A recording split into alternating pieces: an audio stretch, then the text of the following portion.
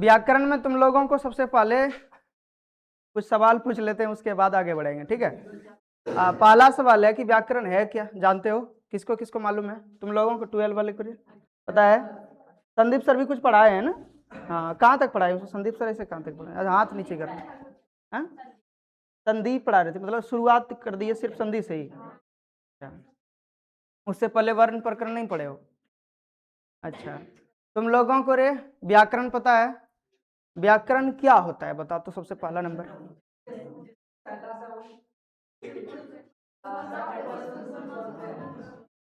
क्या बोल रही थी? सूक्ष्म से सूक्ष्म, तब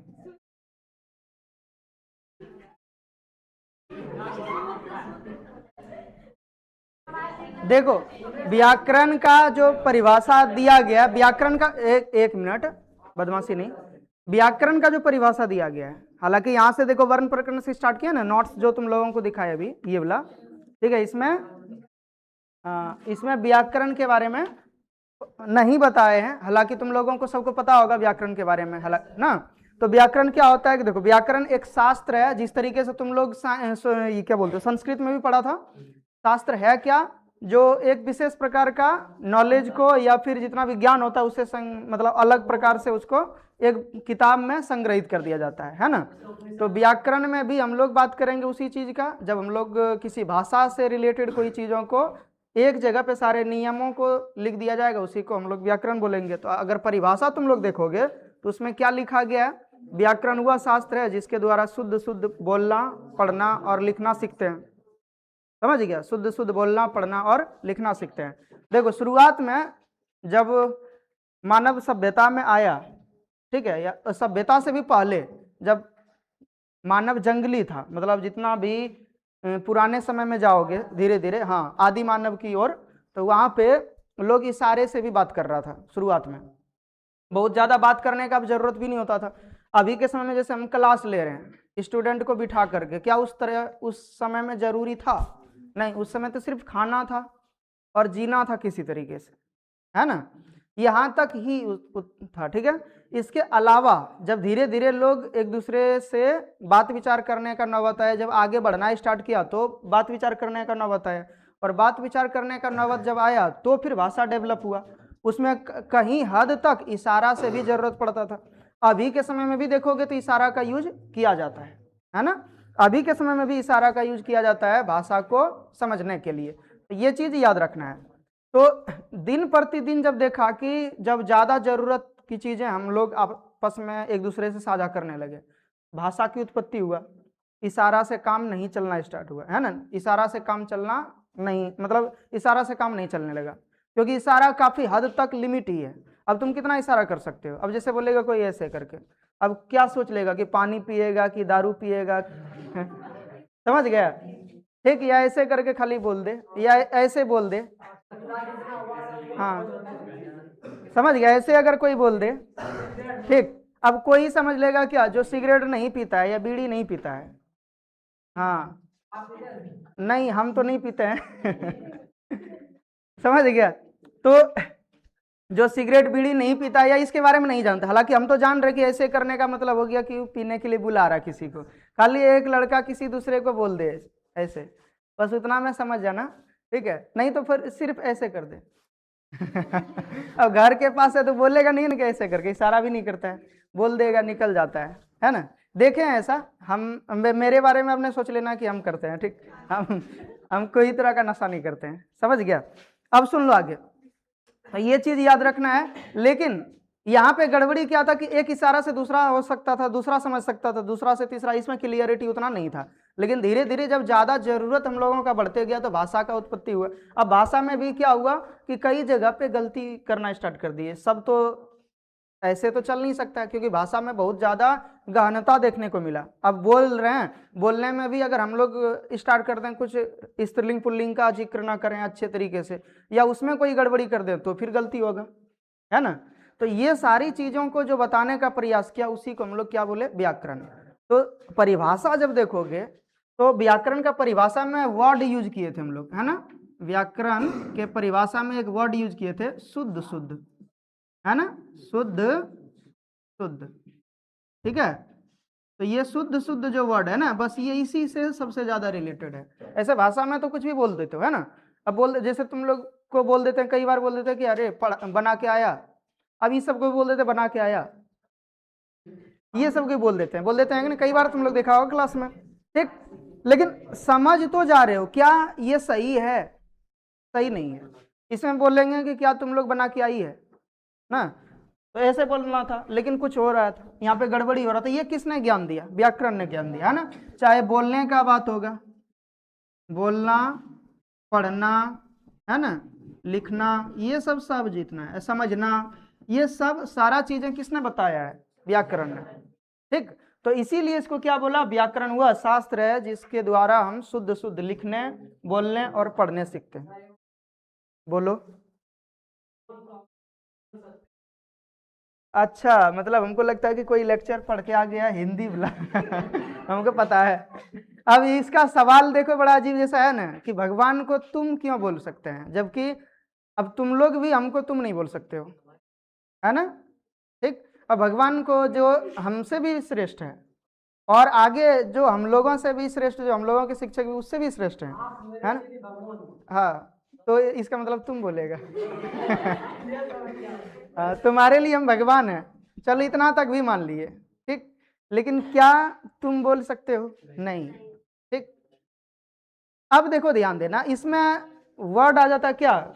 जैसे तुम लोग अगर मान लो कि साहित्य को पढ़ोगे तो उसमें एक वर्ड होता है क्या? आत्मा, परमात्मा जो है, परमेश्वर जिसको बोलते हो, परमात्मा जो है वो आत्मा का ही स्वरूप है।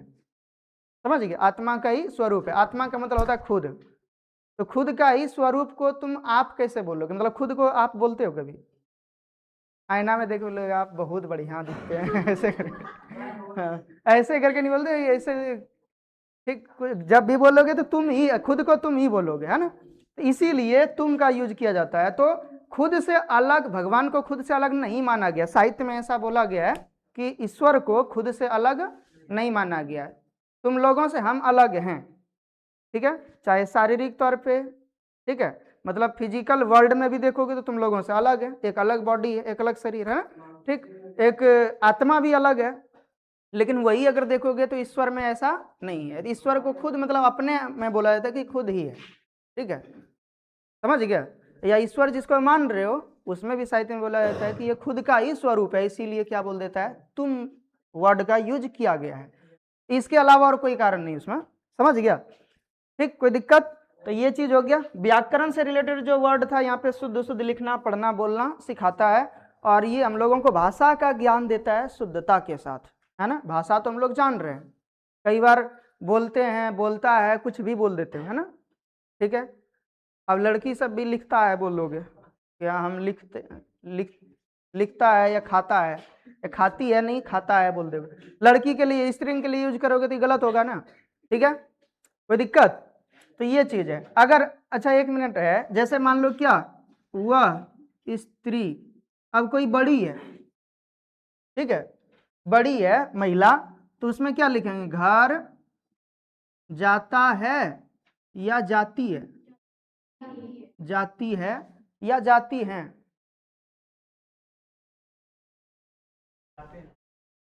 बोलो, यहां उलझ रहे हो। अरे ठीक है, स्त्रीलिंग में ही रखना है इसको, समझ गया, कोई दिक्कत? वह स्त्री घर जाती हैं या वे घर जाती हैं। जैसे शिक्षिका है, वे घर जाते हैं तो भी ठीक है, नपुंसक लिंग में भी रखोगे तो भी ठीक है, समझ गया। लेकिन ज्यादातर अच्छा क्या हो जाता है? वे घर जाती हैं, समझ गया। लेकिन हैं का यूज करना पड़ेगा, वो सम्मान के लिए यूज होता है। किसके लिए? सम्मान के लिए। कई बार तुम लोग देखते हो ना, जैसे बहुवचन में हम लोग यूज करते हैं क्या? अनुस्वार का यूज करते हैं, बहुवचन में अनुस्वार का यूज करते हैं। जैसे वे लोग घर जाते हैं, ठीक है, वे लोग, हाँ, वे लोग है घर जाते हैं। क्यों? क्योंकि ये बहुवचन है तो इसीलिए अनुस्वार लगाए। लेकिन अगर वही रहेगा क्या, आप घर जाते हैं, इसमें तो बहुवचन नहीं है, लेकिन हैं पे तो अनुस्वार लगाएंगे। क्या बात समझ आ रहे हैं? यहाँ तो यही चीज है, यही सब चीजें कौन सिखाता है? व्याकरण, ठीक है, कोई दिक्कत? कौन सिखाता है? व्याकरण। चलो अब व्याकरण के भी भेद को जानेंगे हम लोग। व्याकरण के कितने भेद हैं? हाँ, तो मुख्य रूप से तो तुम लोग देखोगे 3 भेद है। हाँ, ऐसे 5 भेद होता है, बहुत जगह पे तुम लोग अलग अलग पढ़ोगे। इसमें कभी भी टेंशन नहीं लेना है, ठीक है, पढ़ के निकलना है। समझ गया? समझना है, निकलना है। देखो सबसे पहला तो बोलो तो वर्ण विचार, दूसरा शब्द विचार, हाँ, वाक्य विचार, बोलो चिन्ह विचार। ये मुख्य है, ये तीनों मुख्य है, ठीक है। चिन्ह विचार और एक है छंद विचार, है ना? कोई दिक्कत? समझ गया? अब सुनो आगे बात कर लेते हैं। तुम लोगों को अभी बताया क्या कि इस सब चक्कर में नहीं पढ़ना है। रीजन क्या है? कोई बोले 5 भेद है, ठीक है, कोई बोले 3 भेद है, ठीक है। समझ गया? इससे आगे निकलना है। रीजन क्या है? ये कब देखो तुम लोगों ने, तुम लोग कई बार देखा होगा कि एक एक ये छोटा सा क्वेश्चन के लिए बहुत लोग क्या करता है, तो मैं कर लेता है ना? इसका जरूरत है नहीं, ठीक। अब मैथ में तुम लोग जब देखोगे ना, जैसे बोलता है ना कि 0 निगेटिव नंबर है, कोई बोल रहा है 0 पॉजिटिव नंबर है, कोई बोल रहा है 0 कुछ भी नहीं है ना? तो बस वही चीज यहाँ पे भी है, उतना ज्यादा इसके ऊपर नहीं जाना है। इसके ऊपर डिस्कस करने का तुम्हारे अंदर तभी कैपेसिटी होगा जब तुम हिंदी में मान लो ऑनर्स, हाँ, पीएचडी कर लिया या थी क्या बोलते एमए कर लिया, ठीक है, हिंदी ऑनर्स से, तब ये सब में गहनता जब जानोगे तब इसमें कोई सुधार कर सकते हो। कोई क्या पीएचडी एमए एक नहीं है। सबसे पहले तो तुम लोग जानते होगे ना, 10th तो ये जान ली रहे, मैट्रिक जिसको बोल रहे हो। उसके बाद इंटर होता है, 12, है ना? समझ गया? ठीक, इसको आईए अगर इन आर्ट से कर रहा है तो आईए हो जाएगा, ठीक है। फिर अगर ये क्या बोलते हो रे, अगर साइंस से कर रहे हो तो आईएससी हो जाएगा, और अगर कॉमर्स से कर रहे हो तो आई कॉम हो जाएगा, ऐसे।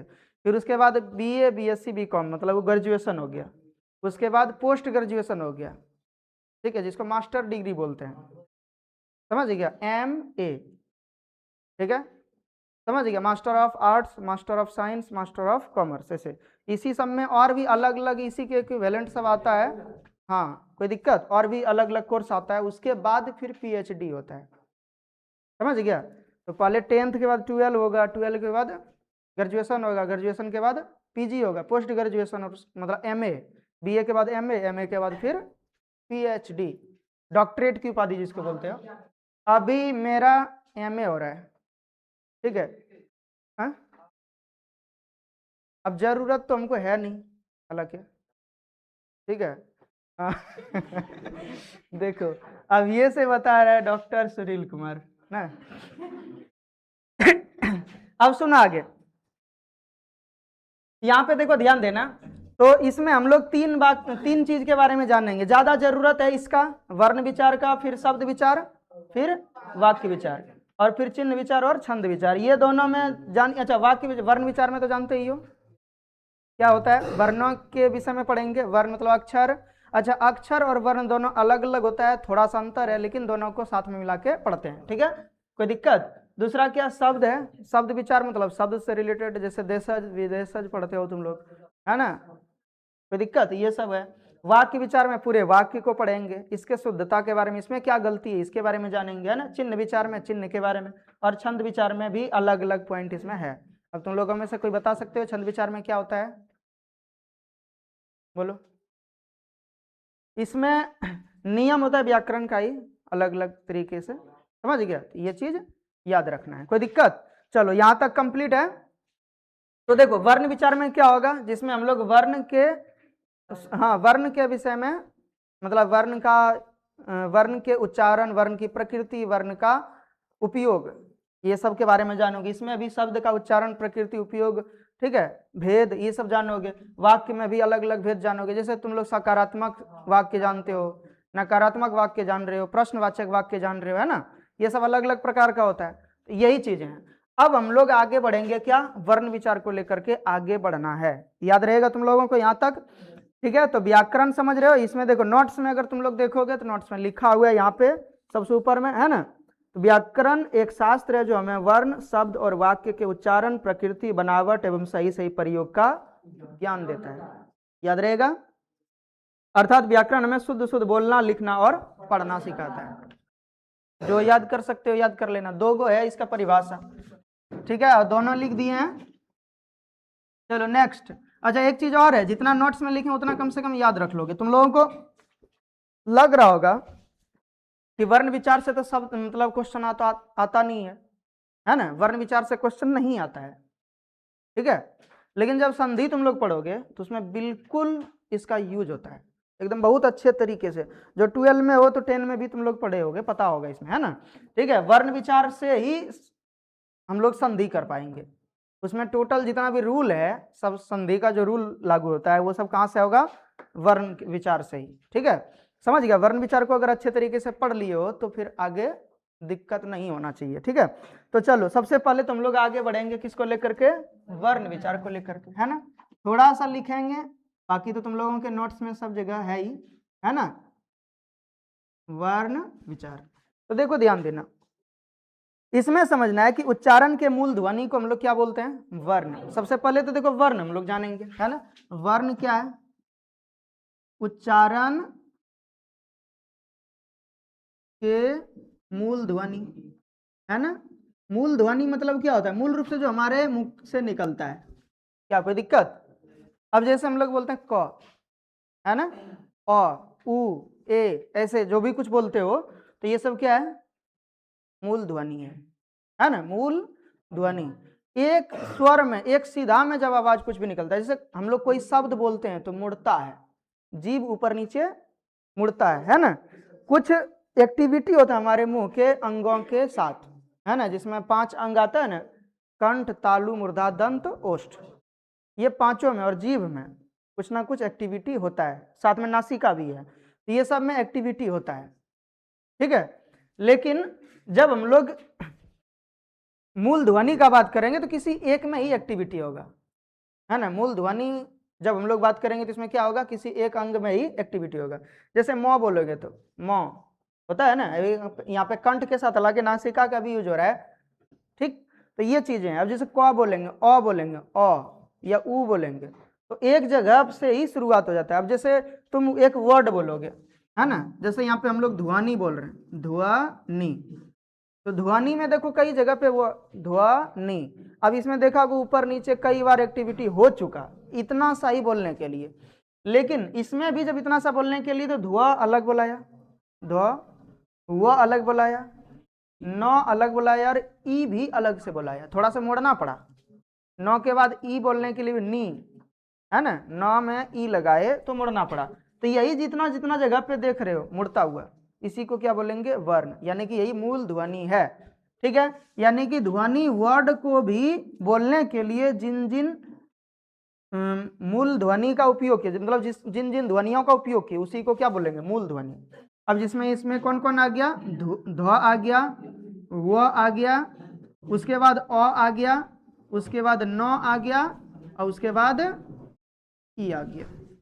ये देख रहे हो, ये है मूल ध्वनि। ध्वनि को बोलने के लिए भी क्या क्या यूज हुआ, ध, व, अ, न, ई, ध्वनि, समझ गया, ऐसे करके। तो ये जो ध्वनि है, इन सबों को जब बोलने के लिए अलग अलग जब बोलोगे तो इसको मूल ध्वनि बोलेंगे। याद रहेगा यहाँ तक, कोई दिक्कत किसी को। तो भाषा की ये सबसे छोटी इकाई है, ये भी याद रखोगे, भाषा की सबसे छोटी इकाई है। इकाई मतलब यूनिट होता है, इससे छोटा कुछ अब नहीं तुम समझ सकते हो, इससे छोटा कुछ भी नहीं होता है। थोड़ा सा तुम लोग देखोगे कई चीजों को इसमें पढ़ना पड़ेगा। जैसे अब बात कर रहे थे क्या रे, एक वर्ण है और दूसरा क्या था, अक्षर, है ना, एक वर्ण है और दूसरा अक्षर। ये दोनों में भी हम लोग अंतर थोड़ा सा जानेंगे, थोड़ा सा इसके बारे में जान लो, उसके बाद फिर आगे बढ़ेंगे। तो वर्ण क्या है, तो भाषा की सबसे छोटी इकाई बोल सकते हो, ठीक है। उसके बाद उच्चारण की सबसे मूल ध्वनि, उच्चारण की मूल ध्वनि बोल सकते हो, उच्चारण की मूल ध्वनि या भाषा की सबसे छोटी इकाई, जिसको और भी खंडित नहीं किया जा सकता है ना। लेकिन अक्षर को और भी खंडित किया जा सकता है।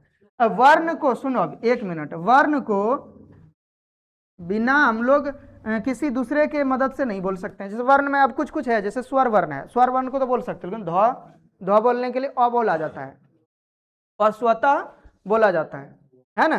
तो ये जैसे हम लोग बोल रहे हैं कि ये ध्वनि है, मूल ध्वनि है, इसको बोलने के लिए अ का सहारा लेना पड़ रहा है, तो ये दोनों जब मिल के बोलाएगा ध और प्लस में अ, ध और प्लस में अ, तो क्या बन जाएगा, पूरे ध बनेगा। तो ये क्या हुआ, ये अक्षर हुआ, ये क्या हुआ, अक्षर, और ये हुआ वर्ण।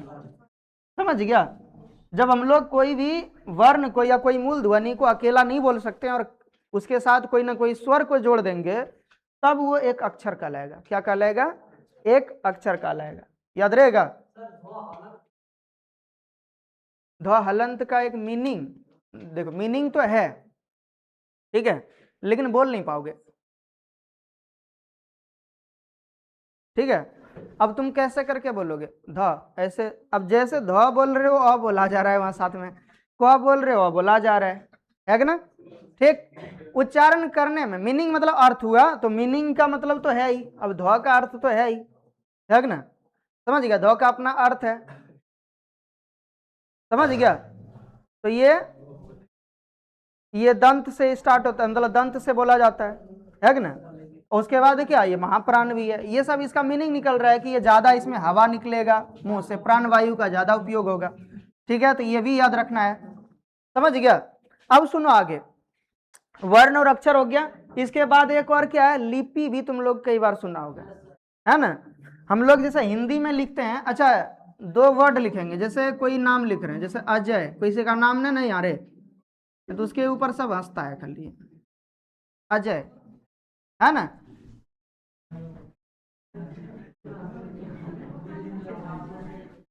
किसी के पिताजी का नाम है ना, हाँ, हाँ?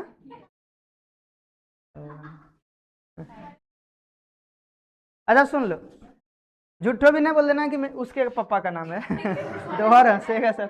देखो यहाँ दोनों जगह पे, रे सुन लो, दोनों जगह पे एक ही वर्ड का यूज किया है। यहाँ भी अजय का यूज हुआ है, यहाँ पे भी अजय का यूज हुआ है, लेकिन लिखने का तरीका दोनों क्या है, अलग अलग है कि ना।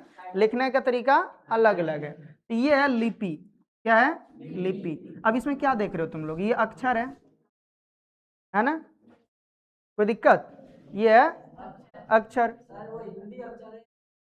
हाँ अब बता रहे हैं थोड़ा हाँ। देखो ये क्या है, अक्षर है, ठीक। अब ये अक्षर लिखने का तरीका ही क्या कहलाता है, लिपि। क्या कहलाता है, लिपि। जैसे ये कौन सा लिपि है, तो देवनागरी, देव, हाँ नागरी। अब तुम लोग बोलोगे कि ये हिंदी है, हिंदी तो लिपि होता ही नहीं है, हिंदी तो भाषा है। अब जैसे हम लोग बोलेंगे क्या, तुम लोगों को कंफ्यूजन में डालते हैं अभी, बोल लो कौन भाषा है, किसी को हिंदी भी लेना है कि कौन कौन हिंदी के पक्ष में है, कोई तो रहो रे।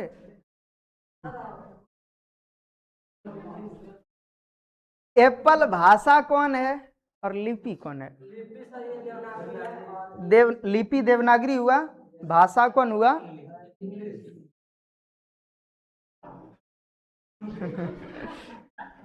इंग्लिश, अंग्रेजी या गोरखा, तब गोरखा बोल रहे हो, गोरखा तुमको कौन हिसाब से लग रहे रे, गोरखा तो अंग्रेज के लिए यूज नहीं होता है, हा? अंग्रेजी बोल सकते हैं, बोल सकते नहीं, थोड़ा सा गड़बड़ी हो जाएगा कहीं पे। अच्छा सुनो यहाँ आगे रे, तो ध्यान देना, ये कौन सा लिपि हुआ, देवनागरी। लिपि कौन हो गया, देवनागरी, और भाषा कौन हो गया, अंग्रेजी, ठीक है, समझ गया। तो ये सब चीज याद रखना है। उसके बाद देखो आगे रे, ये जैसे देखो यहां पे भी देखो, जैसे ये एक है, अंक को लिखेंगे, ये दो है, ये तीन है, ऐसे करके फिर हम लोग एक ऐसे लिखते हैं, दो ऐसे लिखते हैं, तीन ऐसे लिखते हैं, है ना। फिर एक ऐसे लिख रहे हैं, दो ऐसे, तीन ऐसे, है ना। ये वो लिख देंगे रे, याद है थोड़ा सा, अभी सुना आगे। अब सुनो आगे, उसके बाद देख, जैसे यहाँ पे कहीं कहीं पे तुम लोग देखा होगा ऐसे 1 2, हाँ ऐसे, है ना।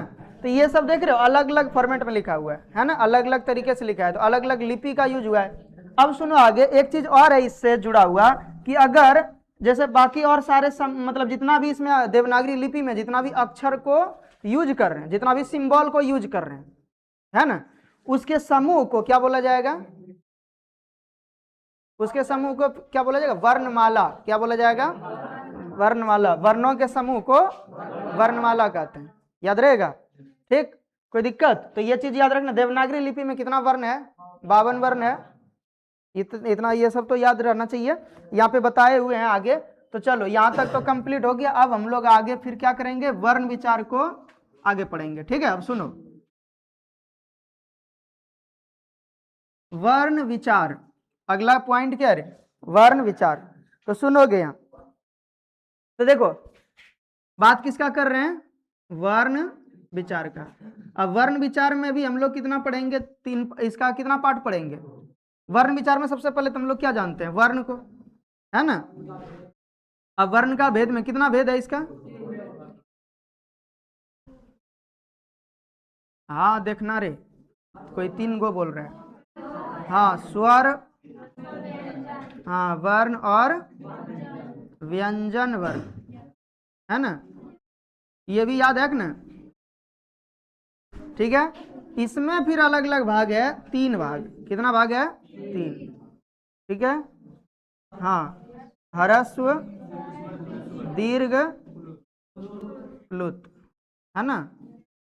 और इसमें 3 तरीके से बांटा है, 3 तरीके से बांटा है। ठीक है, इसको कितने तरीके से बांटा है? 3 तरीके से, फर्स्ट मेथड, सेकेंड मेथड और थर्ड मेथड। ठीक है, फर्स्ट में हम लोग एगो जानते हैं क्या? घोष अघोष, घोष वर्ण और अघोष वर्ण। ठीक है, अघोष वर्ण, इसके बारे में बताएंगे। फिर दूसरा क्या है? हाँ, अल्प प्राण और महाप्राण। और तीसरा क्या है? हाँ, अंतः अस्थ, अस्थ, उष्ण, है ना? कॉमा देना अच्छा रहेगा नहीं अरे?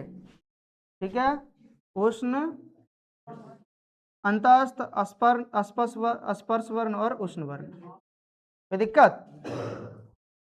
सबसे पहले तो स्पर्श वर्ण ही होता है, फिर अंतस्थ वर्ण होता है, उष्ण वर्ण होता है। उल्टा लिखा गया है, हालांकि कोई दिक्कत नहीं है, तुम लोग समझ जाओगे। ठीक है, चलो अब आगे देखो। तो यहां तक हम लोग पढ़ चुके हैं। अब देखो समझना, तो जो वर्ण होता है, वर्ण तो जानिए भाषा की सबसे छोटी इकाई है ना? कोई दिक्कत? अब देखो इसमें भी क्या है, इसमें 2 भाग में बांटा गया है। इसको ह्रस्व, इसको स्वर वर्ण बोलेंगे, एक को स्वर वर्ण और दूसरे को व्यंजन वर्ण बोलेंगे।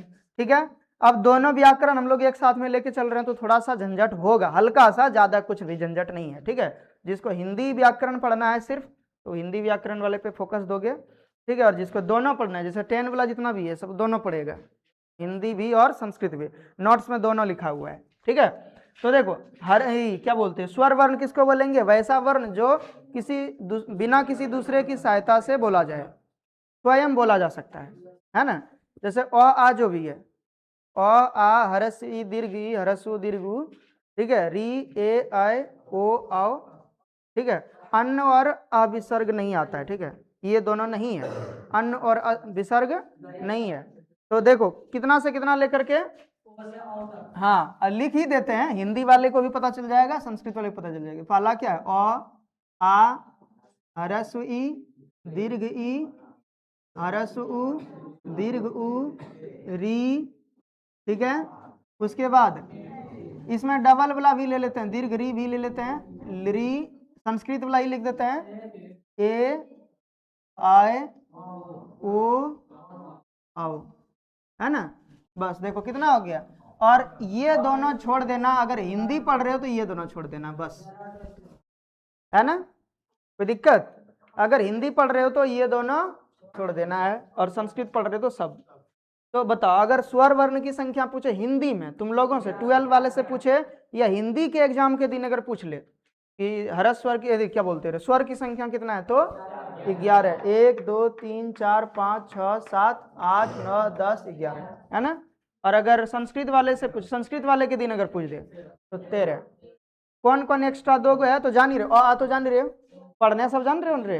हाँ, ऐसा भी नहीं कोई है हो जाना इसमें रे कि नहीं पढ़े, नाके कट जाएगा सबका। ठीक है, तुम लोगों के साथ मेरा भी नाक कटेगा। ठीक है, देखो यहाँ सुन लो, पढ़ने के लिए सही से जानना है, ऐसा नहीं कि बस जानना है। क्या पढ़ते इसको इसको इसको हर सही, हाँ हरस्व ई होता है ऐसे, हरस्व ई ऐसे, इसको एक को दीर्घ ई, तो बोलने में थोड़ा सा हरस्व ई, हर सही बोल देता है। ये क्या है हर सही, यही बोलते हो। और दीर्घ ई, ये नहीं बोलना है, ना ही ये होता है ना ही ये होता है, ये होता है हरस्व ई दीर्घ ई। उसी तरह से हरस्व उ दीर्घ उ, इसको री, इसको दीर्घ री, इसको री, इस ए कर रही है, ये क्या है हाँ? ये है ए आए, हाँ इसको ओ पढ़ना है, ओ ये ओ, जिस तरह ये ओ पढ़ते हैं ना वैसे, और इसको आओ ना, ए आओ जब पढ़ोगे ना, ए आओ तब बुलाएगा आओ, आओ ऐसे समझा? लेकिन इसका इंग्लिश क्या होता है, ए यू से होता है ना आओ। अब सुन लो आगे रे, क्या यहां तक समझ गए हो? अगर पूछा जाए कि स्वर की संख्या कितना है, तो हिंदी में 11, संस्कृत में 13। चलो इसी को बांटेंगे हम लोग हरस स्वर और दीर्घ स्वर में। हरस स्वर को ही मूल स्वर भी कहा जाता है, मूल स्वर, और दीर्घ स्वर को ही संयुक्त स्वर भी कहा जाता है। कोई दिक्कत? समझ गया? थोड़ा सा लेकिन है कंफ्यूजन में डालेगा ये। अब देखना ज्यादा कंफ्यूजन में पढ़ना नहीं है, हरस स्वर और दीर्घ स्वर को देखना है। कई जगह पे इसमें देखा गया है, बताएंगे अभी तुम लोगों को। पहला तो देखो क्या, जिसमें जिसमें देखो टिक करेंगे, 1 2 3 4 5, ये सब क्या कहलाएगा? हरस स्वर या मूल स्वर, है ना? अ ई उ री लरी। अब बता हिंदी में कितना होगा हरस स्वर? हिंदी में हरस स्वर तो 4 को होगा। ये तो संस्कृत वाला है, इसको तो छोड़ ही दोगे, है ना? तो हिंदी में हरस स्वर की संख्या 1 2 3 4, अ ई उ री, ये सब नहीं है। अब तुम लोग बोलोगे ए भी तो है, ए तो बोल देते हैं, ए देखो तो सीधे बोला जाता है, ओ बोला जाता है डायरेक्ट, लेकिन नहीं है? हाँ वो जब जोड़ने के बारे में, इसके बारे में जानेंगे तब पता चलेगा। तो ये चीज याद रखना है क्या, कि जब भी हम लोगों से पूछा जाएगा कि हिंदी में हरस स्वर की संख्या कितना है, तो 4, 1 2 3 4। और संस्कृत में हरस स्वर की संख्या कितना है? 1 2 3 4, एक ये लिरी, लिरी भी आ जाता है। हिंदी में तो लिरी होता ही नहीं है, और दीर्घ री भी नहीं होता है। चलो अब संयुक्त स्वर की संख्या बोलो तो, संयुक्त स्वर कौन कौन हो गया देखो तो। अगर संयुक्त स्वर, ये दीर्घ स्वर का बात करो, दीर्घ या संयुक्त, तो देखो क्या हो जाएगा बता तो। 1 2 3 4 5 6 7 8, कितना हो गया? 8। किसमें, संस्कृत या हिंदी में? संस्कृत में 8 और हिंदी में 7 ही रहेगा, क्योंकि ये हटा देना है। क्या बात समझ में आया? हिंदी बोलेगा तो घेरा हुआ छोड़ देना है, घेरा हुआ गिनना है ना, नहीं हरस में, हरस्व में गिनना है, नहीं दीर्घ में गिनना है, और नहीं कोई भी में भी गिनना है, नहीं स्वर में गिनना है। तो अगर पूछा जाएगा हिंदी में दीर्घ स्वर की संख्या, तो 1 2 3 4 5 6 7 बस। और संस्कृत में पूछेगा तो 1 2 3 4 5 6 7 8 हो गया। समझा? तो ये चीज याद रखना है। बात समझ में आ गया? तो देखो हरस स्वर या मूल स्वर क्या है, समझ में आ रहा है? ठीक है, हरस स्वर या मूल स्वर में क्या होता है? हाँ इसमें मात्रा का बात हो जाएगा। इसमें कितना मात्रा का समय लगता है उच्चारण में? 1 मात्रा का, इसमें 2 मात्रा का, इसमें 3 मात्रा का। और व्यंजन वर्ण के उच्चारण में कितना मात्रा का लगता है? तो 4 मात्रा का। कितना? 4 मात्रा का। कितना मात्रा का लगता है समय? 4 मात्रा का। ठीक है, कोई दिक्कत? समझ गया? मात्रा मतलब क्षण बोल सकते हो इसे, लेकिन समझ में नहीं आएगा तो पक्का है, ये तो बोल देंगे अभी। जैसे अ बोल दी, अ, आ बोल दिए, तो अ और आ में, जैसे ए आए, तो ए में एक मात्रा, आए में दो मात्रा, तो ए जैसे बोलते थे ए, लेकिन वही अगर बोलते ए ऐसा करके बोलते रह गया, है ना, समझ गया रे। तुम लोग गीदड़ वाला काम नहीं करो, समझ गया। तो कोई भी लंबा स्वर के साथ अगर बोलने लगोगे तो ए ऐसे करके बोल दोगे ना, तो क्या हो जाएगा, तीन तीन मात्रा का यूज हो जाएगा। ठीक है, कितना मात्रा का यूज हो जाएगा, तीन मात्रा का यूज होगा, वही चला जाएगा प्लुत स्वर में। ठीक है, जैसे जितना पशु पक्षी सब आवाज निकालता है, ठीक है, जैसे गाय आवाज निकालती है, रे, पक्षी सब का आवाज देखते हो, पूरा सुरीला होता है, एकदम पतला, बिल्कुल एक सीधा में एकदम ऐसे बोल देता है पूरा, है ना। या सीटी उटी देखो मारते हुए, तो सीटी जब मारते हो तो क्या हो जाता है, कोई मारना नहीं, ठीक है, समझ गया ना। तो सीटी जब मारोगे तो उसमें लंबे समय तक एक ही चीज को बोलते रह जाते, तो उसमें तीन मात्रा का यूज हो जाता है। ठीक है, मात्रा मतलब क्षण एक तरीके से है, मतलब समय का कुछ, यानी कि रे ज्यादा बदमाशी किया, वहां से उठा के यहां लाएंगे, ठीक है, समझ गया ना, कोई दिक्कत, सुन लो इधर। तो क्या ये समझ आ गया है। देखो हरस स्वर किसको बोलेंगे, जिस स्वर वर्ण के उच्चारण में एक मात्रा का समय लगे उसको हरस स्वर, जिस स्वर वर्ण के उच्चारण में दो मात्रा का समय लगे उसको दीर्घ स्वर या संयुक्त स्वर, और जिस स्वर के उच्चारण में तीन मात्रा का समय लगे उसको प्लुत स्वर।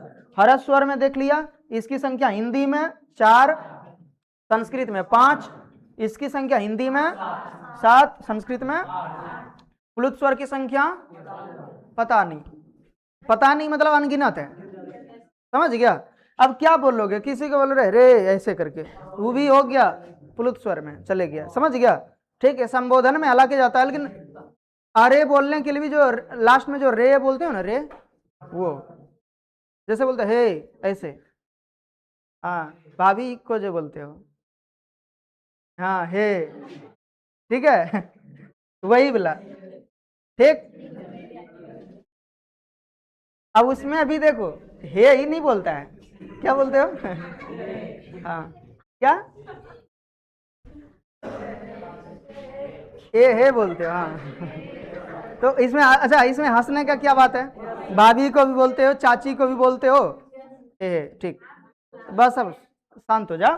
तो ये जो है ना, जिसमें लंबा स्वर जा रहा है, जिसमें लंबे समय तक हम लोग कोई भी एक स्वर को निकाल रहे हैं उसको प्लुत स्वर बोलेंगे, याद रहेगा। अब इस तरीके से तो बहुत सारा है, ठीक, बहुत सारा वर्ड है, बहुत सारा, जितना पशु पक्षी सब आवाज निकाल रहा है वो हो गया, सीटी कोई मार रहा है तो वो हो गया। अब तुम सोचो ना कि वहां पे ए, अहे, रे, हे, ठीक है, ओए, सब है तो आ गया, अहो, सब है आ गया। अब इस तरीके से तो बहुत सारा बोल सकता है।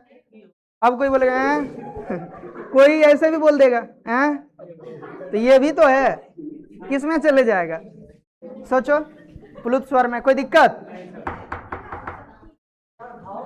हाँ हाँ हाव भी हो जाएगा, ठीक है, ठीक।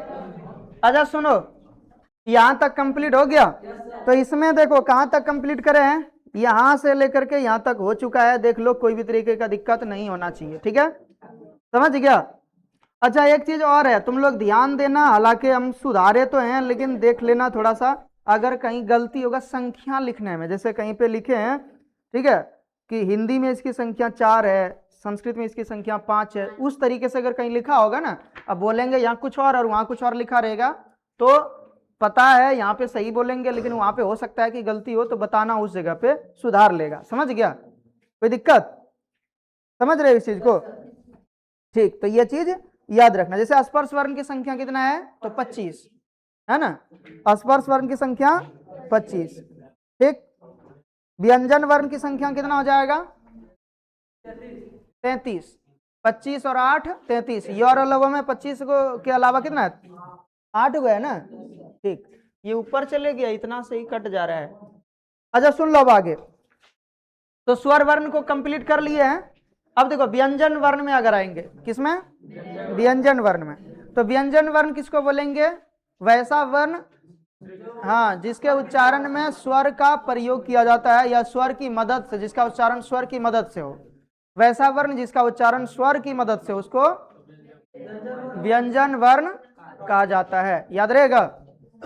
कोई दिक्कत? थोड़ा सा अब आगे हम लोग बढ़ेंगे तो इधर, अच्छा ये चीज तो देख लिया कि स्वर की संख्या कितना, 13। 13 देवनागरी में तो संस्कृत वाला ही आ जाएगा। स्वर की संख्या कितना? 13। चलो उसके बाद व्यंजन की संख्या कितना? 33। अभी तुरंत ही तो बता रहा था, तुम ही लोग बता रहा था 33। कितना? 33। तो 13 और 33 कितने हो गया? 13 और प्लस 33 कितना हो गया? 46। और प्लस 6 जोड़ लो, 6 जोड़ लो, कितना हो गया? 52। अब 6 को कौन कौन है? तो देखो अक्ष है, त्र है, ज्ञ है, क्या, ड़, अड़। अब कोई अड़ गढ़ नहीं बोलना है इसको, ठीक है? इसको ड़ पढ़ते हैं, इसको अड़ पढ़ते हैं, ठीक है? उसके बाद स्र। ये सब क्या है? संयुक्त स्वर है। क्या है? हाँ? स्र, तालव स और र, तालव स प्लस र, र और प्लस अ। कोई दिक्कत? तो इसी के कारण से अगर इसमें देखोगे तो इंग्लिश में लिखा होता है SHR, SHR। नाम जो लिखते हो क्या लिखते हो? SHRAVAN।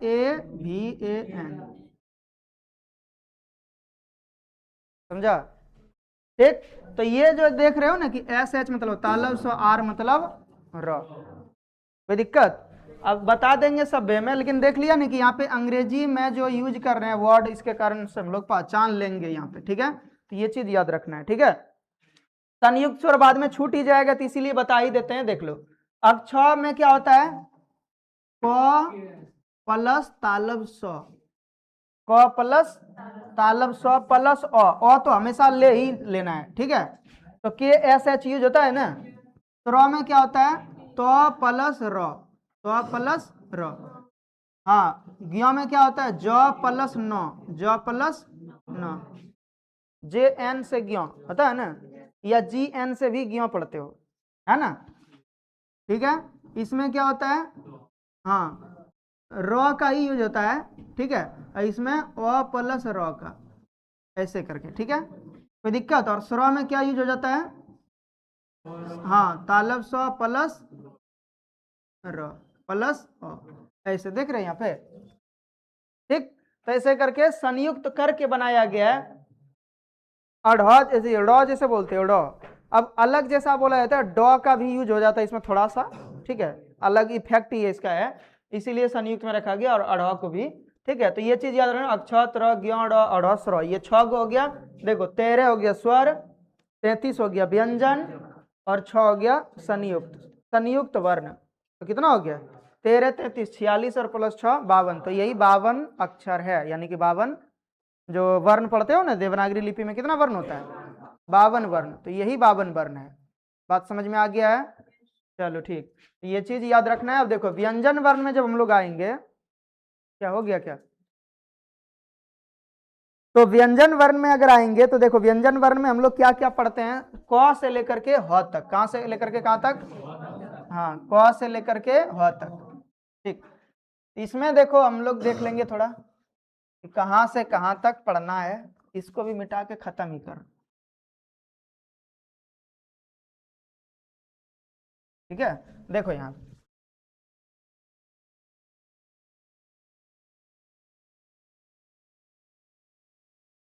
क्या इसको पढ़ते हो रे? पढ़ते भी जाना तब। क ख ग घ अंग, उसके बाद च, हाँ छ, ज, ज, य, ट, छ, ड, ढ, मूर्धन्त न, त, थ, द, ध, दंत न, प। अच्छा नौ नौ बोलने नहीं देना है कि दंत मूर्धन्त न, इसको दंत न बोलना है। इससे एक चीज सही क्या होता है जानते हो? 2 को तो याद रह जाएगा कि उच्चारण स्थान कहाँ से है, ठीक है? बता देंगे अभी। प फ ब भ म, फिर देखो य र ल व तालव स मूर्धांत स दंत स ह। फिर देखो यहाँ, हाँ अक्षर तो बता ही दिए, इतना ही व्यंजन में पढ़ना है, कितना, यही समझ गया। चलो अब आगे देखो, ध्यान देना, तो जिन वर्णों का उच्चारण स्वर की सहायता से होता है उसको हम लोग व्यंजन वर्ण कहते हैं, और ये सभी स्वर की सहायता से बोला जाता है। ये सबों को किसकी सहायता से बोलते हैं? स्वर की सहायता से। सब में हलंत भी दिए हैं, लेकिन यहाँ पे टाइम बचाने के लिए हलंत नहीं दिए हैं, ठीक है, वहाँ की नोट्स में दिया हुआ है, याद रहेगा। हलंत अगर देंगे तो वर्ण बोलेंगे, और अगर हलंत नहीं देंगे तो अक्षर बोलेंगे। कोई तरीके की दिक्कत इसमें तो नहीं होना चाहिए। ज्ञों को इस तरीके से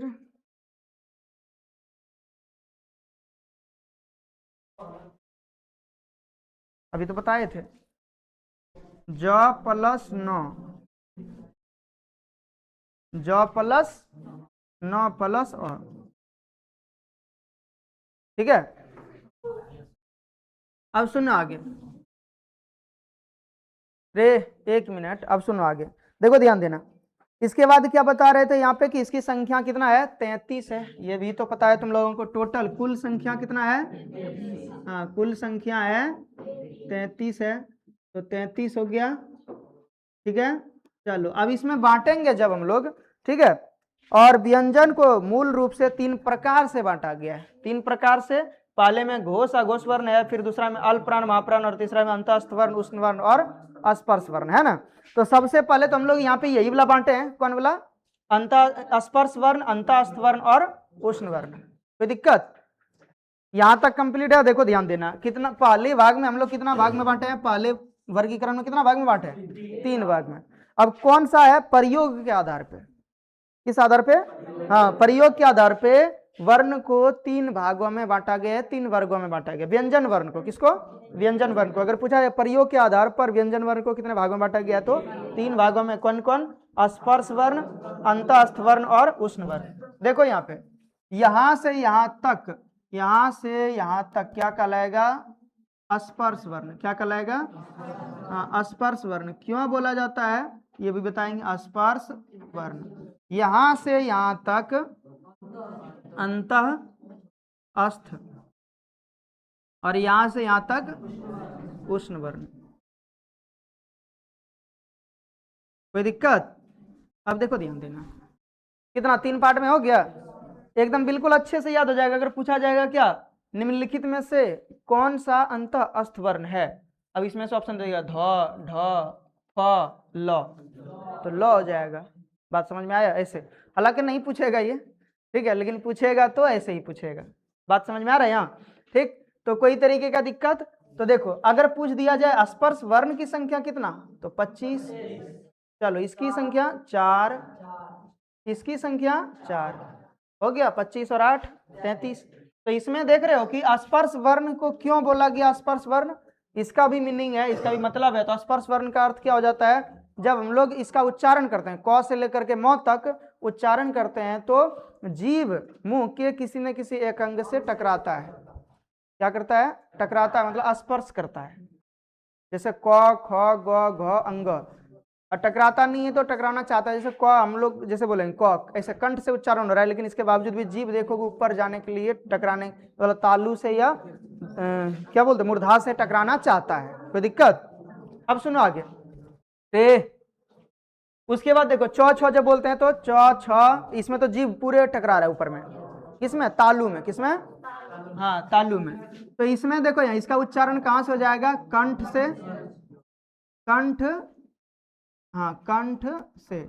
इसके बाद इसका उच्चारण कहाँ से? तालू से। ये तालू में टकराएगा जीभ जब बोलेंगे ना, जैसे चौ छ ज झ मूर्धन्य, चौ छ ज झ या, ये जो बोलेंगे ना, तो इसका मतलब क्या हो गया? तालू में टकरा रहा है जीभ, ठीक है। तो ये चीज याद रखना। उसके बाद देखो ट ठ जब बोलेंगे तो मूर्धा में, इसीलिए तो इसको बोलते हैं मूर्धन्त न। क्या बोलते हो? मूर्धन्त न। और इसको दंत न, तो इसीलिए इसमें यहाँ पे बोला गया दंत में टकराता है, ठीक है। और ये ओठ, ओष्ठ या ओठ, जो भी बोलोगे। तो देख रहे हो यहाँ पे कि मुंह में अगर देखोगे तो 5 उच्चारण स्थान है, कंठ, तालु, मूर्धा, दंत, ओष्ठ। सीक्वेंस में याद रखना, सीक्वेंस मतलब लगातार, उल्टा पुल्टा नहीं करना है। कंठ तालु मूर्धा दंत ओष्ठ। उल्टा पुल्टा याद नहीं रखना है। कंठ तालु मूर्धा दंत ओष्ठ। अब देखो याद हो जाएगा, अभी तुरंत याद हो जाएगा। क से कंठ हो गया, कोई दिक्कत? 1 मिनट, अब रुक जा। मूर्धंत न है तो मूर्धा से होगा, दंत न है तो दांत से होगा। और प फ जब बोलते प फ, देखो होठ सट रहा है, प फ। अच्छा क बोलेंगे, क ख ग घ नहीं सट रहा है होठ, लेकिन प फ बोलेंगे तो होठ सट रहा है। हाँ?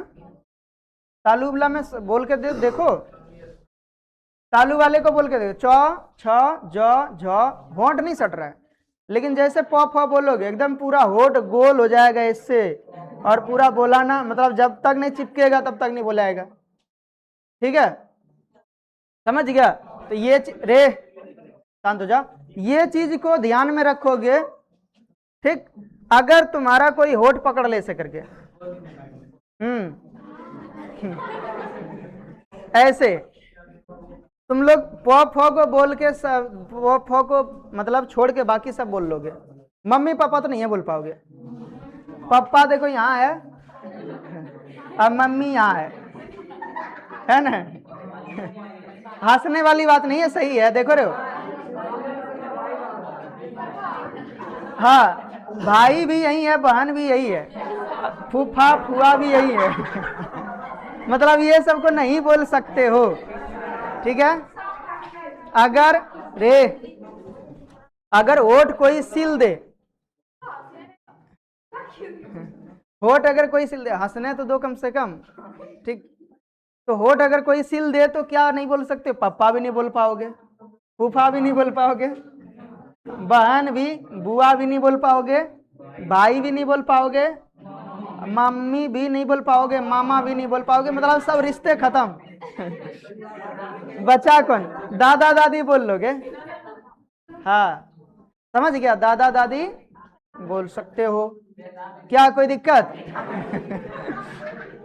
बेटा बेटी बोल लोगे, बुलाएगा तुम बेटा बेटी, आएगा? नहीं ना आएगा, है ही नहीं, कोई दिक्कत? अब पोता पोती को भी बुला लोगे, लेकिन पोता पोती तो यहीं से है कि ना? अब सुन लो रे, तो क्या बात समझ में आया? तो देख लो यहाँ पे कैसे याद करोगे। क से कंठ हो गया, मूर्धंत न से मूर्धा, दंत न से दंत बला, ओ से ओष्ठ, और ई बला तालु बचा। याद हो गया कि ना? तो इसी तरीके से 4 को जब याद हो गया तो 5वां तो याद होगा ही। बताओ, तो कंठ तालु मूर्धा दंत ओष्ठ, कंठ तालु मूर्धा दंत ओष्ठ, याद रखना, कंठ तालु मूर्धा दंत ओष्ठ। ठीक है, ये सब के भी उच्चारण स्थान के बारे में बताएंगे, लेकिन कब? जब हम लोग यहाँ पे आएंगे पीछे उच्चारण स्थान के बारे में पढ़ेंगे तब। इसका अभी हम लोगों का इसका काम नहीं है, तो ये चीज इसीलिए बता दिए क्योंकि इन सारे अंगों के साथ स्पर्श कर रहा था जीव। जब हम लोग उच्चारण कर रहे हैं, जैसे क से लेकर के म तक बोलेंगे, क ख ग घ अंग, च छ ज झ य, ट ठ ड ढ मूर्धन्त न, त थ द ध न, और प फ ब भ म। यहाँ से क से लेकर के म तक जब बोलोगे तो हमारा मुंह का जो जीव है वो इन्हीं 5 अंगों से स्पर्श करता है, हालांकि कंठ को छोड़ करके कंठ में जीव नहीं टकराता जाके। समझ गया? तो ये चीज याद रखना है। तो इसीलिए इन सभी वर्णों को स्पर्श वर्ण कहा। क्या बोला? स्पर्श वर्ण। अंत अस्थ वर्ण में देखो कौन कौन हो जाएगा? य, र, ल, व, और उष्ण वर्ण में तीनों स और ह। कोई दिक्कत? उष्ण वर्ण में कौन कौन हो जाएगा? तीनों स और ह। वर्गीकरण जान गए हो? सबसे ज्यादा जरूरी है उच्चारण स्थान। सबसे ज्यादा जरूरी क्या है रे? उच्चारण स्थान, क्योंकि जब हम लोग संधि पढ़ेंगे तो उसमें एक एक करके इस सब का यूज होगा।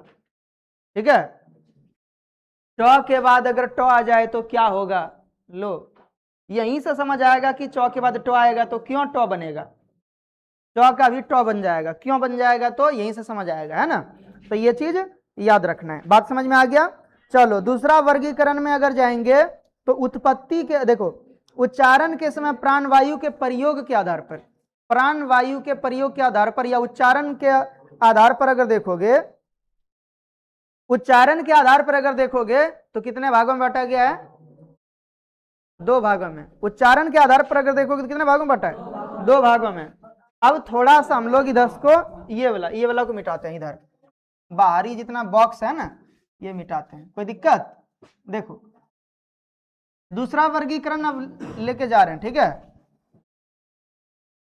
अब तुम लोगों से अगर पूछा जाए कि उष्ण वर्ण की संख्या कितना है तो बता तुम। 4। स्पर्श वर्ण की संख्या क्यों देख रहे हो ना, 5, 10, 15, 20, 25, कोई दिक्कत? चलो इसके बावजूद भी अगर तुम लोग देखोगे ना, इसमें अगर हम लोग उच्चारण के आधार पे देखेंगे वर्गीकरण, ये भी हल्का ही है, एकदम बिल्कुल हल्का है उच्चारण के आधार पर देखना।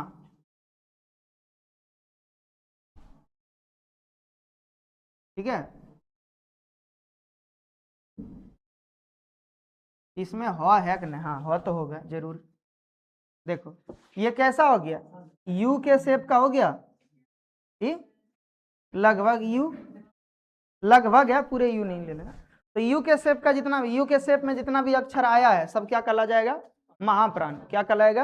हाँ महाप्राण। इसको क्या बोलेंगे? हाँ ये यू वाला क्या है? महाप्राण। कोई दिक्कत? ये यू शेप के अंदर जितना भी वर्ण देख रहे हो ये महाप्राण है। अब इसका खासियत क्या है? उच्चारण के आधार पर वर्गीकृत किया गया। उच्चारण के आधार पर मतलब क्या? जब उच्चारण करेंगे तो इसमें हकार की ध्वनि उत्पन्न होगा, ठीक है। अल्प प्राण में हकार की ध्वनि उत्पन्न नहीं होता है और महाप्राण में हकार की ध्वनि उत्पन्न होता है। हकार की ध्वनि का मतलब क्या हुआ कि जब हम लोग उच्चारण करेंगे तो ज्यादा मात्रा में प्राणवायु निकलेगा। प्राणवायु मतलब प्राण नहीं निकल जाना। प्राणवायु का मतलब क्या होता है? जो हम लोग फेफड़ा में हवा भरते हैं जिसके कारण बोल पा रहे हैं, स्वर यंत्र से जब हवा लगातार निकल रहा है तो बोल पा रहे हैं, है ना। कोई दिक्कत? कई बार जब कंठ ज्यादा सूख जाता है तो देखा होगा खांसी आने लगता है पूरा, है ना। अभी थोड़ा देर पहले मेरे साथ भी हुआ था और एक और इधर पीछे हुआ था, किसी को, अमित को हुआ था। वो तो बोल नहीं रहा है तो उसको क्यों हो गया था ऐसा, है ना। अच्छा सुन लो, अब यहां देखो, यहां तो ये क्या हो गया? महाप्राण और बाकी सब क्या हो गया? अल्प प्राण। अब बताओ महाप्राण की संख्या कितना? तुरंत बोल सकते हो, 5, 5, 10 और 4 14। महाप्राण की संख्या कितना? 14 हो गया। अल्प प्राण की संख्या कितना? बोलो, ये सब बाकी कितना हुआ? कौन हुआ? अल्प प्राण। इसकी संख्या कितना? 33 में से 14 घटा लोगे कितने बचेगा? देखो 5, 5, 10, 5, 15 और 4 19। 15 और 4 कितना हो गया? हाँ बता देते हैं थोड़ा। 15 और 4 19। क्या कोई दिक्कत? समझ रही इस बात को? ध्यान एकदम देते रहना। देखो अल्प प्राण की संख्या कितना? 14। महाप्राण की संख्या कितना? 19। अरे उल्टा बोल दिए, अल्प प्राण की संख्या कितना? 19 और महाप्राण की संख्या 14। तो ये चीज याद रखोगे। बात समझ में आ रहा है? यहाँ इसमें देखो अल्प प्राण किसको बोले बताओ तो? जिसमें जिस व्यंजन वर्ण के उच्चारण में हकार की ध्वनि उत्पन्न ना हो, और जिस व्यंजन वर्ण के उच्चारण में हकार की ध्वनि उत्पन्न उसको महाप्राण बोलेंगे। तो अल्प प्राण भी समझ आ गया, महाप्राण भी समझ आ गया। अब देखो इसमें डिफरेंस देख लो थोड़ा सा। जैसे हम लोग बोलते हैं क, तो क बोलते हैं तो देखना थोड़ा सा। अब बोलवाएंगे किसी को यहाँ ला के, ठीक है, इधर सामने कौन आओगे? जो भी आ सकते कोई दिक्कत नहीं है। अब सुनो, अब बोलना पड़ेगा यहाँ पे, जो बोलेंगे बस वो बोलना पड़ेगा, खड़ा नहीं रहना है, ऐसा बेइज्जती नहीं लगना चाहिए खाली, ठीक है। देखो यहाँ जैसे क बोलोगे तो क ऐसे बोलेंगे, क नहीं कुछ होगा। ख जब बोलेंगे ख, क के बाद जैसे ख बोलेंगे, ख हवा निकलता है पूरा, मतलब अंदर में जितना तुम जैसे देखो जब बोलना स्टार्ट करते रे, फिर अभी ख ख सब करने लगा अभी नहीं करो, कम से कम समझ तो लो बढ़िया से, उसके बाद बोलना ना, प्रैक्टिस कर लोगे, ठीक है। घर में जाके भी प्रैक्टिस करना है, देखना है, पढ़ना है और प्रैक्टिस करना है उसका। एक बार देख लोगे रिवाइज करके, ठीक। तो सुनोगे भी, यहाँ जब हम लोग क बोल रहे हैं तो इसमें हवा प्राणवायु का उपयोग नहीं हो रहा है। हम लोग जब भी कोई चीज को बोलते हैं तो सबसे पहले अपने फेफड़ा में हवा भरते हैं। और जैसे कोई बोलेगा क्या, लगातार देखेंगे कितना बार बोलोगे तो एकदम ऐसे सांस ले लोगे, हाँ अब बोलो अब बोलने के लिए बोलेगा, बोलते बोलते बोलते बोलते सारा हवा निकल जाएगा, उसके बाद 35, 36, 37, 38 ऐसे करेगा, होता है ना। अब अंतिम में बोल ही नहीं पा रहा, क्यों? प्राण निकल जाएगा उसका, लेकिन नहीं बोल पाएगा। क्यों? क्योंकि प्राण निकल जाएगा। क्यों? क्योंकि प्राण वायु टोटल निकल चुका है। समझ गया? यही चीज हो जाता है। इसमें क्यों ऐसा हो रहा था? क्योंकि जितना फेफड़ा में हवा भरना था, जितना कैपेसिटी था, वो सारा हवा निकल चुका है। ठीक, तो ये चीज याद रखना कि जितना भी महाप्राण वाला वर्ड है, जितना भी महाप्राण वाला अक्षर है या वर्ण है, इसके उच्चारण में ज्यादा प्राणवायु का उपयोग होता है, और इन सारे वर्णों को बोलने में बहुत ज्यादा प्राणवायु का उपयोग होता है, मतलब हवा बहुत ज्यादा मात्रा में निकलता है। कोई दिक्कत? तो इसी को बोलते हैं हकार। ठीक, एक चीज और बोले हैं, यहां से तुम लोग बोलते जाओगे ख, छ, ठ, थ, फ, घ, झ, ढ, ध, भ। यहां तक हम देखो अभी बोले, अभी हवा निकल गया टोटल। ठीक है, उसके बाद फिर भर रहे हैं, और देखो तालब सा, मूर्धन्य सा, दंत सा, और जैसे अगर कोई हवा रोक के भी रखेगा थोड़ा देर अस्थाई से, अगर कोई आया है ना, यहाँ से बोलेगा यहाँ, यहाँ से बोलेगा यहाँ, और यहाँ तक बोलते बोलते सब हवा निकल जाएगा। और जो थोड़ा तक बचेगा ना, ह बोलने में ह पूरे हवा निकल जाएगा। ठीक है, ह जैसे देखो ना, तो थोड़ा सा ह, अभी हवा सब खत्म। ह में थोड़ा तक जो भी बचा है ना, मतलब एक तो इधर तुम्हारा पूरा प्राण निकल जाएगा बोलते बोलते, दिमाग शून्य पड़ने लगेगा धीरे धीरे, है ना।